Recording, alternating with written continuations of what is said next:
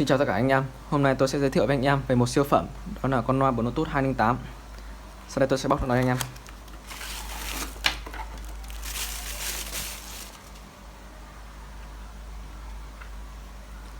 Như anh em đã thấy, đây là toàn bộ khuôn diện của nó. Và sau đây là có một khe USB, một khe cắm thẻ nhớ, một khe để anh em cắm trực tiếp từ điện thoại, kết nối từ điện thoại vào với loa. Đây là on off để bật và tắt. Và đây là jack sạc. Sau đây tôi sẽ bật nó cho anh em nhé.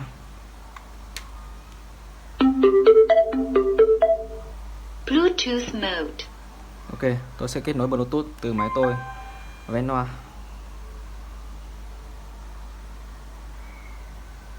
Đây, đã kết nối. Tên của nó là BT Speaker. Sau đây tôi sẽ test âm thanh nó cho anh em ta cùng trải nghiệm nhá. Anh em muốn nghe bài gì nhỉ?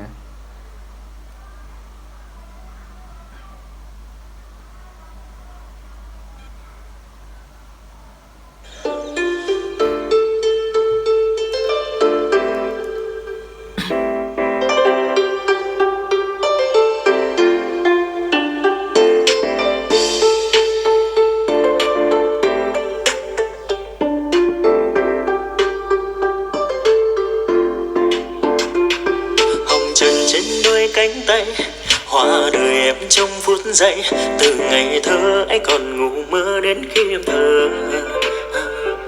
Lòng người anh đâu có hay, một ngày khi vô cánh bay, từ người yêu hóa thành người dưng đến khi ta từ dung. Thương em bờ vai nhỏ nhoi, đôi mắt hóa mây đêm, thương sao hồi xa liếng thương vương vẫn mãi bên. Anh em có thể tùy chỉnh to nhỏ của nó trên đây. Anh em muốn chỉnh nhỏ là giữ nút này một nút nâu, giữ nâu này là nó sẽ nhỏ, và đây là to, anh em giữ nâu nó sẽ to, giữ nâu này nó sẽ to âm thanh lên. Sao chẳng gió vô thể, em ơi đừng xa cánh tôi, chẳng có nếu em về. Nhỏ này. Ok không anh em? Và âm thanh, chất lượng âm thanh của nó là rất là ổn anh em nhé, rất là hay đấy.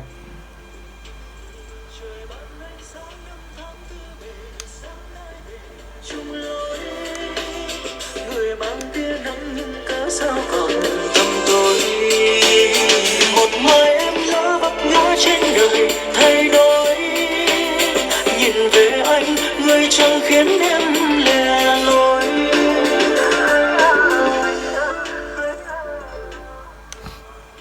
Ok, cảm ơn anh em đã xem hết video. Hẹn gặp tất cả anh em trong những video tiếp theo. Xin chào và hẹn gặp lại.